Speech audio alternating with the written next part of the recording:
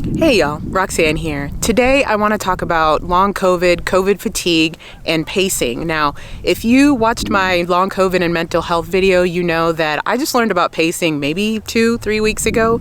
I don't know where I've been.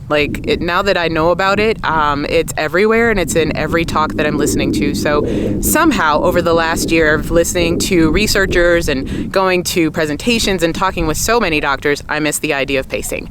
But I just wanted to share today with you what I'm learning, what's working, and what's not. Let's get into it.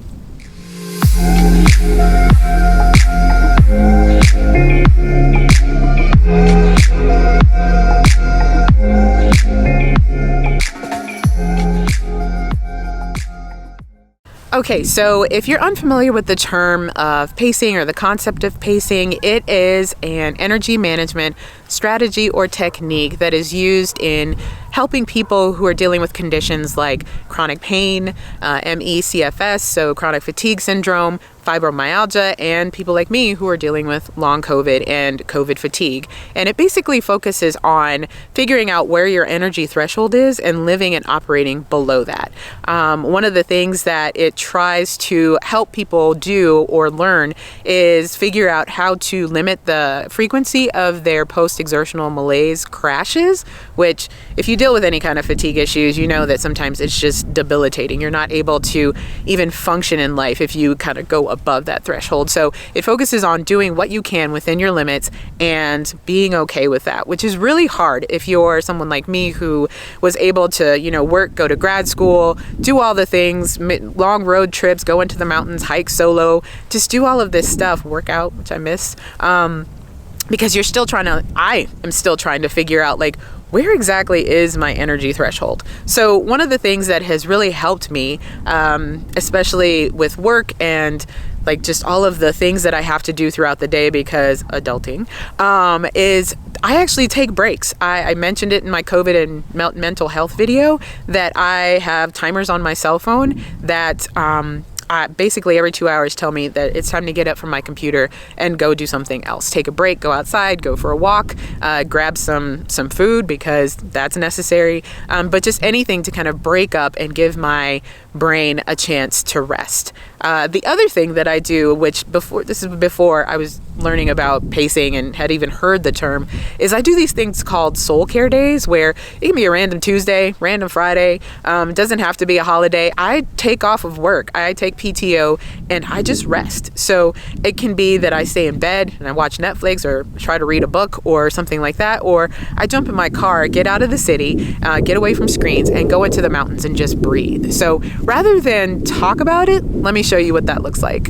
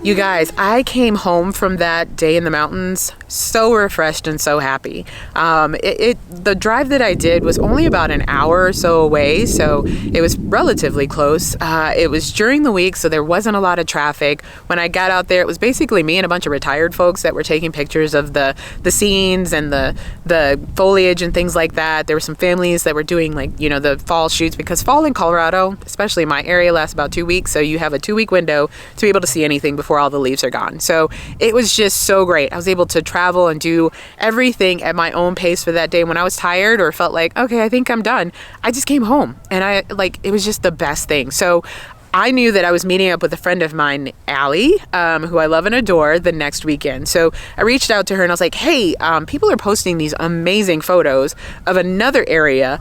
I don't think it's safe for me to drive that far, but would you be willing to drive my car and for us to do that on our day where we're just going out and catching up, because we hadn't seen each other all summer? And she, because she's amazing, agreed. So that's what we did. Let me show you.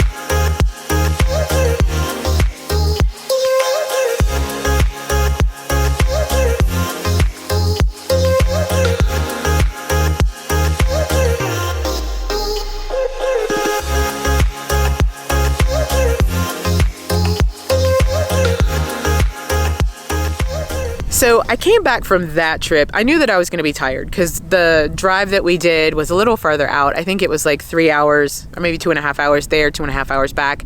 And then I had to drive the 45 minutes home. So I knew that I would be tired because it was a longer day.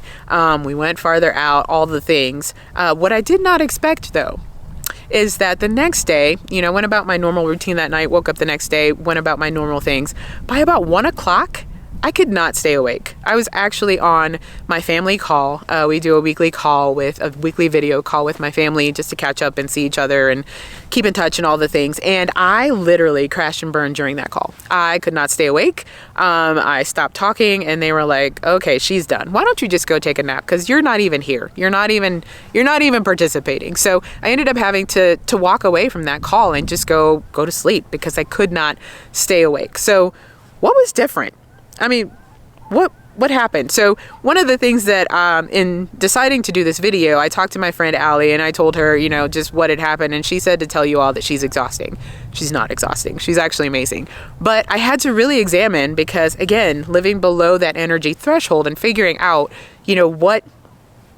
what can and can't I do and not have this happen was one of the things that I had to really focus on. So here's what I came up with.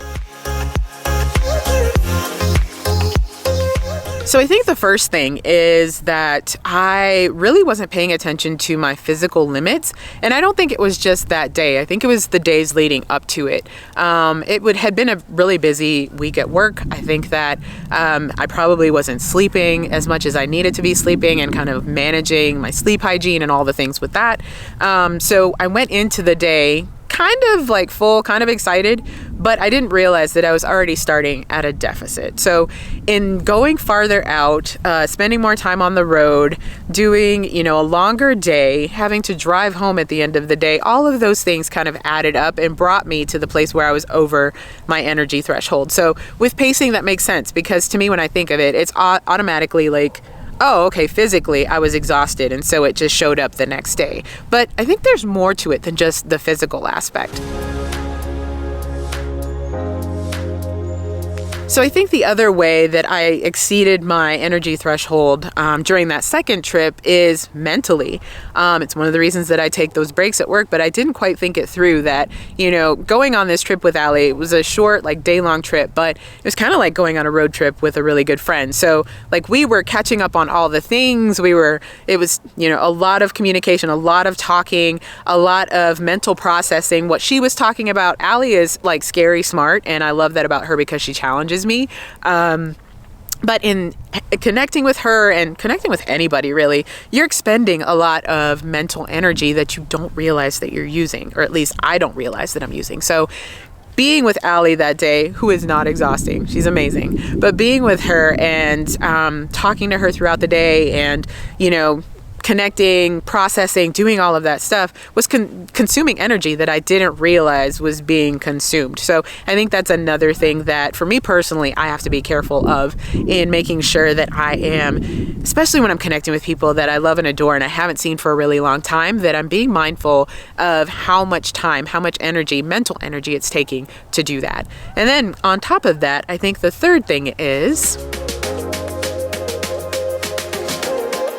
so as we were on the road and just spending time together, we were 100% I can't speak for her, but I was really dialed into what we were talking about. So there was just a lot of emotional energy that was invested in our conversation and in our time together. So we were laughing about things. We were getting angry about things. There were just emotionally charged topics that we talked about and that we processed together. So I personally did not realize just how much emotional energy was being consumed in that, because I think that if you are meeting up with a friend or even somebody that you don't really know, there's not a lot of emotional investment that is happening. But when it's a really good friend that you've spent a lot of time with, whose life you are a part of and you know their situation and you're catching up on all the things, I didn't realize just how much emotional energy I was expending in our conversation and throughout the day as we were catching up on things. So this is just a reminder, especially for those of us who struggle with any kind of fatigue type issues, that we have to be mindful, not just of the physical limits that we're trying to live below, but also the mental and the emotional limits, especially during the holidays when, I don't know. I love the holidays, especially when I get to spend time with my family, but sometimes it can be much. We are a lot. So I think just being mindful of how much energy is being consumed and trying to make sure that if you're struggling with fatigue in any of its forms, that you kind of live and try to thrive below the threshold and do things to take care of yourself is really important. Okay, friends, that's all I have for today. So if you found this video useful, I would ask that you comment below what your key takeaway was, and then subscribe, because I would love for the information I'm sharing, the experiences I'm sharing, to get in front of people who would find and take meaning from it, especially those who are dealing with long COVID, but also people who love others who are dealing with it. I think that personally, just sharing the experience of what we're all going through is really helpful in drawing more awareness to it. I also am going to do this thing, sharing 3 things that I'm grateful for, because that has literally helped to keep me sane in the last year of dealing with these health issues. So if you want to participate, drop 3 things below that you're grateful for as well. So for me, number 1 is going to be friends who get you, friends who you love spending time with and who are just amazing people to be around. I'm incredibly blessed to know a lot of those people, to live with some of those people. So I would definitely say really good friends that you connect with.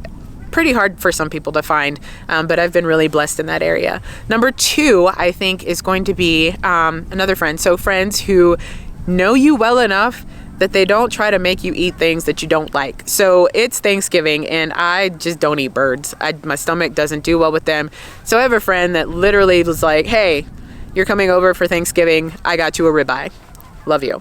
And then third, I would say, is even though I've experienced so many ups and downs, even in the last month, the last few weeks, just with COVID stuff and having to get more tests run and trying to figure out treatments and strategies and all the things, I would say that despite the roller coaster ride, I'm getting better. And that's something to be grateful for. All right. Hope to see you in the next video. Have a good one.